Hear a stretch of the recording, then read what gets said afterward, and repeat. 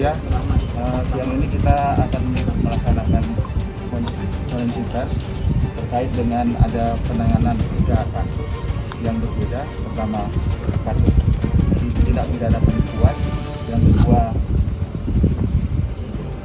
senti rakitan, dan ini terkait dengan undang-undang darurat, yang ketiga pencabulan.